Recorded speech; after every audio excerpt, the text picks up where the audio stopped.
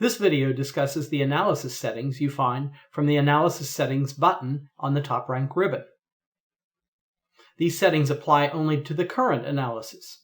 If you want to change the settings for all TopRank models, you should do this from the Application Settings dialog box found in the Utilities dropdown on the TopRank ribbon.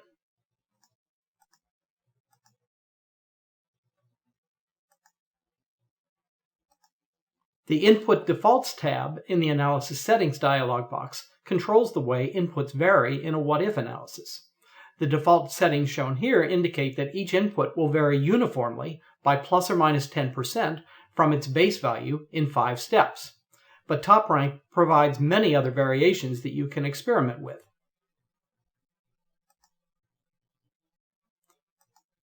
For example, if you select any of the distribution alternatives other than uniform, such as normal, each input will vary over values that divide the range into equal probabilities for that distribution.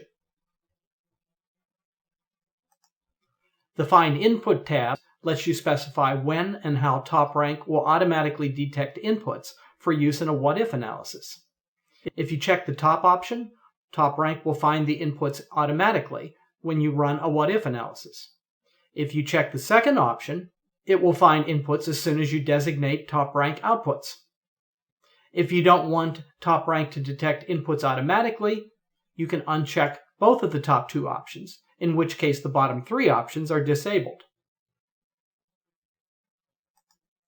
In the bottom section of the Find Inputs tab, you will probably want to check only the first option.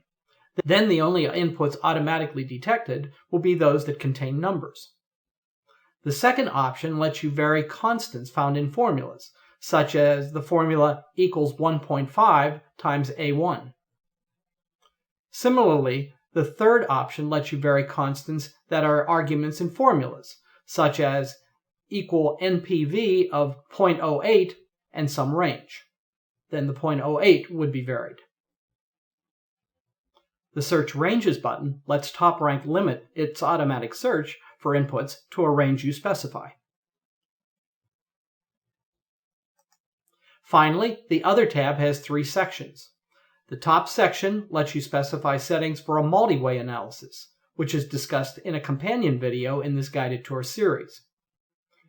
In the middle section, you can change the number of what-if runs to a number greater than 1. In this case, each run should use different assumptions, controlled by a risk sim table function. I'll show you an example. I'll enter a risk sim table function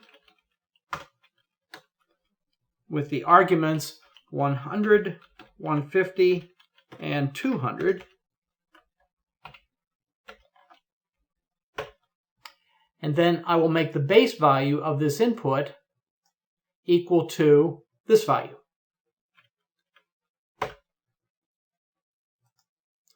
Then I set the number of runs equal to 3.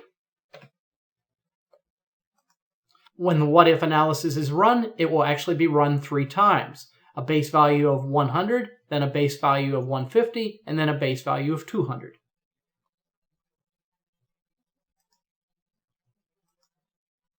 Finally, the bottom section controls what you see as the analysis runs.